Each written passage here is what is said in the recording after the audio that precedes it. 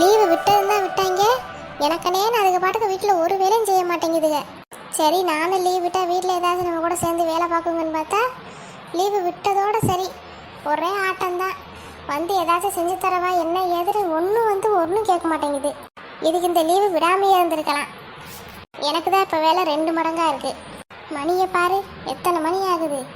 இன்னும் 2ல் ஏதாச்சும் ஒன்றாச்சும் எந்திரிச்சு வந்திருக்கா. 2ம் நல்லா கவுந்தடிச்சு தூங்குதுங்க. பார்க்குறேன். நான் இன்னைக்கு எத்தனை மணிக்கு தான் அதுங்க 2 எந்திரிச்சு வருதுங்கன்னு பார்க்குறேன். காமாட்சிக்கா. ஏன் சின்ன பொண்ணு, ஏன் எதுக்கு இப்படி ஓடி வர? ஐயோ காமாட்சிக்கா, உங்களுக்கு விஷயம் தெரியுமா? சொன்னா தானம்மா தெரியும். விஷயம் தெரியுமான்னா எனக்கு எப்படி தெரியும்? காமாட்சிக்கா, பூமா இருக்கால, பூமா அவ உங்ககிட்ட நேற்று என்ன சொல்லிட்டு போனா? அவன் என்கிட்ட என்ன சொன்னா? என்கிட்ட எதுவும் சொல்லலையே. ஐயோ அக்கா, அவ ஏதோ சமைக்க போறேன்னு சொன்னால, என்னத்தை சமைக்க போறேன்னு சொன்னா? அது ஏதோ நைட்டுக்கு பால் கோவாவோ என்னமோ செய்ய போறேன்னு சொல்லிட்டு போனா. ஏன் சின்ன பொண்ணு, என்னாச்சு? அந்த பால்கோவாதாக்கா இன்னைக்கு பெரிய வேலையை பார்த்துட்டு போயிடுச்சு. என்னது பால்கோவா வேலையை பார்த்துட்டு போயிடுச்சா? எது பேசுறதா இருந்தாலும் உருப்படியா பேசு. நீ பேசுறதே எனக்கு புரிய மாட்டேங்குது. அட காமாட்சிக்கா, அந்த பால்கோவா தான் அவ கிண்டி வச்சிருந்திருக்கா நேற்று. அடிப்பாவி, சும்மா சொல்றான்னு நினைச்சேன். நிஜமாவே கிண்டிட்டா? ஆமாக்கா, என்னென்ன கருமத்தை போட்டு கிண்டினான்னு தெரியல. அதை வேற செஞ்சுட்டு அந்த அண்ணனை தின்னே ஆகணும்னு வேற வற்புறுத்தி இருக்கா. அவரும் வேறு வழி இல்லாமல் சாப்பிட்ருப்பார் போல். அப்புறம் என்ன, போய் ஆஸ்பத்திரியில் கிடக்காரு. நேற்று நைட்டே கொண்டு போய் ஆஸ்பத்திரியில் அட்மிட் பண்ணிட்டாங்க. அவருக்கு ரொம்ப முடியலக்கா. என்ன சின்ன பொண்ணு நீ இப்படி சொல்கிற? அடா ஆமாக்கா, என்னத்தையோ உன்னை கலக்கியிருக்கா அதுக்குள்ளே போட்டு. அதையும் கலக்கிட்டு டேஸ்ட்டாக இருக்குன்னு வேற ஒட்டை கொடுத்துட்டா போல். அவர் வேணான்னு இருக்காரு. தின்னே ஆகணும்னு வற்புறுத்தி ஒட்டை கொடுத்து இப்போ ஆஸ்பத்திரியில் கிடக்காரு மனுஷன். இந்த பூமாக்கு எதுக்கு சின்ன பொண்ணு இந்த தேவையில்லாத வேலை? சமைக்க தெரியலன்னா பேசாமல் இருக்க வேண்டியதானே? எதுலையாச்சும் கலக்கி வச்சுட்டு இப்போ பாரு, அவர் போய் இப்படி ஆஸ்பத்திரியில் கிடக்காரு. நல்ல வேலைக்கா, அதை நேற்று நைட்டு என்கிட்ட வேற கொடுக்கறதுக்கு கொண்டு வந்தா. அப்புறம் நீ சாப்பிட்டியா? அட நான் போய் அந்த கர்மத்தெல்லாம் திம்பனா? எனக்கு அவள் சமைச்சான்னு சொன்ன உடனே நான் கையிலே வாங்கலை. அப்புறம் கலரை வேற பார்த்தேன்னா ரொம்ப பயங்கரமாக இருந்துச்சு. அதனால தான் எம்மா நீ எனக்கு சாப்பாடே வேணாம்மா, நீ போமா எடுத்துட்டுன்னு சொல்லிட்டேன். அதனால எடுத்துகிட்டு போயிட்டா. இல்லைன்னா ஏன் நிலைமை யோசிச்சு பாருங்க.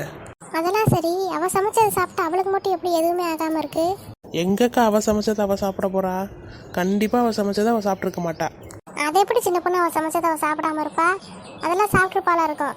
ஒருவேளை அவளுக்கு மட்டும் எதுவும் செய்யலையோ? அட போங்கக்கா, அவள் சமைச்சதை ஒரு நாள் அவள் சாப்பிட மாட்டா. அவள் சமைச்சு அந்த அண்ணனுக்கு கொடுக்குறதோட சரி. இத்தனி கூட எடுத்து வாயில் வைக்க மாட்டா. அது சரி. இப்போ அந்த பையனை எங்கே வச்சிருக்காங்க? அதுவா, ஆஸ்பத்திரியில் நேற்று நைட்டே கொண்டு போய் சேர்த்துட்டாங்களாம். ட்ரிப்ஸ் எல்லாம் ஏறிக்கிட்டு இருக்குன்னு சொன்னான். போகணும்க்கா, போய் பார்க்கணும். அதனால தான் உங்களையும் கூப்பிட்றதுக்கு வந்தேன். வரீங்களா?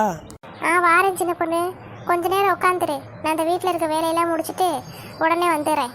போய் என்ன ஏதுன்னு பார்த்துட்டு வருவோம். நல்ல வேலை, அந்த பால்கோவா வேற கிண்டி உங்களுக்கும் தரேன்னா நான் தான் தப்பிச்சுக்கிட்டேன். இந்த பூமா சமைச்சு போட்டு எல்லாரையும் க்ளோஸ் பண்ணிடுவா. சரி சின்ன பொண்ணு, இப்போ உட்காந்துரு, நான் தான் வந்துடுறேன். சரிக்கா, சீக்கிரம் வாங்க. நைட்டே கொண்டு போய் சேர்த்துட்டாங்களாம். நம்ம தான் இன்னும் போய் பார்க்காம இருக்கோம். சீக்கிரம் வாங்க, ஒரு எட்டு போய் பார்த்துட்டு வந்துடலாம். சரி சின்ன பொண்ணு. என்ன இவ இப்படி பண்ணி வச்சிருக்கா? நல்ல வேலை, அவகிட்ட பால்கோவா கொண்டு வந்து நம்ம கிட்ட கொடுக்கல. அந்த வகையில நம்ம தப்பிச்சிட்டோம்ப்பா. சரி, வேலையெல்லாம் கிடக்கட்டும், வந்து பார்த்துக்கலாம். போய் ஒரு எட்டு என்ன ஏதுன்னு பார்த்துட்டு வந்துடுவோம். சின்ன பொண்ணு போமா? என்னக்கா, வேலையெல்லாம் முடிஞ்சா? இல்லை சின்ன பொண்ணு, வந்து பார்த்துக்கலாம். போய் ஒரு எட்டு என்ன ஏதுன்னு பார்த்துட்டு வந்துடுவோம். சரிக்கா. ஒரே ஒரு நிமிஷம் நில்லு சின்ன பொண்ணு, இவளுகளை கூப்பிட்டு சொல்லிட்டு மட்டும் வந்துடுறேன். சரிக்கா, சீக்கிரம் சொல்லிட்டு வாங்க. சத்யா, வித்யா, எருமைகளுக்கு காதும் கேட்காது. சத்யா, ஏமா அப்படி கத்திக்கிட்டே இருக்கீங்க? என்னம்மா? இங்கே பாரு வித்யா, நான் வெளியே போகிறேன். வீட்டை பார்த்துக்கங்க, ஏதாச்சும் சமைச்சு வைங்க. என்ன, நான் ஹாஸ்பிட்டல் வரைக்கும் போயிட்டு வந்துடுறேன். என்னதான் ஹாஸ்பிட்டல் போகிறீங்களா? ஏன், என்னாச்சு? அதெல்லாம் ஒன்றும் இல்லை, நீ பேசாமல் இரு, நான் போயிட்டு வந்துடுறேன். ஏம்மா, என்ன ஆச்சுன்னு சொல்லிட்டு போங்க.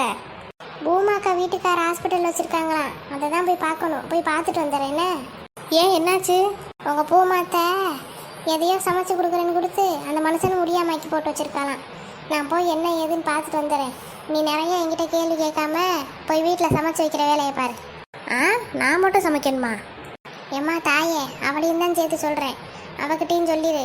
நீயாச்சும் கூப்பிட்டது எந்திரிச்சு வந்த, அந்த எருமை இன்னும் தூங்கிட்டு இருக்காக்கும். சரி போ, போய் அவளையும் உசுப்பிட்டு வீட்டில் இருக்க வேலையெல்லாம் பாருங்க, நான் வந்துடுறேன். சரிம்மா. வா சின்ன பொண்ணு, போகலாம். சரிக்கா.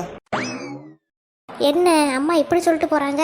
பூமாக்கா என்ன அவ்வளோ கொடூரமாவா சமைப்பாங்க? பூமாக்கா இனிமேல் எதையாச்சும் கொண்டு வந்து சாப்பிடுங்கன்னு சொன்னால் அவ்வளோதான், தொட்டு கூட பார்த்துடக்கூடாது. எம்மா அவரே போய் ஆஸ்பத்திரியில் கிடக்காருன்னா அப்போ நம்ம நிலமை. சரி, நம்ம போய் நம்ம வேலையை பார்ப்போம். போய் அந்த மாடை உசுப்புவோம். அழகா முழிச்சு படுத்துக்கிட்டு எந்திரிக்கவே மாட்டேன்ட்டாலே. சரி, போய் அவளை அடித்து உசுப்பிட்டு அம்மா சொன்ன வேலையில் உனக்கு தான் சொன்னாங்கன்னு சொல்லி அவள் தலையில் எல்லா வேலையும் கட்டிட்டு நம்ம போய் ஜாலியாக ஃபோன் பார்ப்போம். சத்யா